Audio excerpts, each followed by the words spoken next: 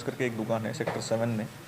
तो यहाँ पे लॉक ब्रेक करके और अंदर जो ड्रॉयर्स है 2 ड्रॉयर्स उसको ब्रेक करके उसमें अंदर जो कैश और टेबल के ऊपर 2 मोबाइल फ़ोन्स ये चोरी हुई थी। तो हमने इसके रिलेटेड एफआईआर नंबर 56 रजिस्टर किया था।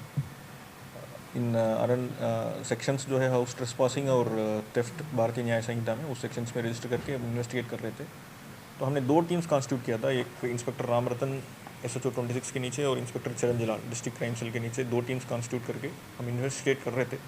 तो इसमें हमको CCTVs यूज़ करके एक लीड मिला था और उस लीड को पकड़ के हम एक पुराना एम्प्लॉय है हैप्पी एलियास गुरसेवक, तो उसको पहले अरेस्ट किया।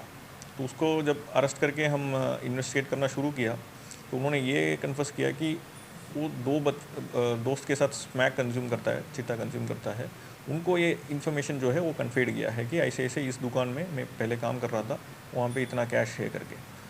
तो ये जो 2 एसोसिएट्स है विशाल और सोनू, जिस दिन रात को जो इंसिडेंट हुई थी उस दिन रात को इन्होंने सेक्टर 47 में एक बाइक चोरी करके सीधे यहाँ पे आया और कटर्स यूज़ करके पहले जो शॉप का जो मेन लॉक है उसको ब्रेक किया।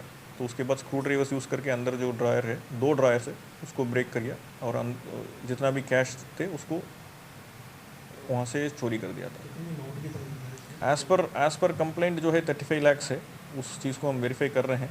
अभी तक हमारा जो रिकवरी है, एक अक्यूज़्ड विशाल से हमने 4 लाख रिकवर किया और दूसरा अक्यूज़्ड सोनू से हमने 7.96 लाख रिकवर किया। उसके अलावा 2 मोबाइल फ़ोन्स भी रिकवर्ड है।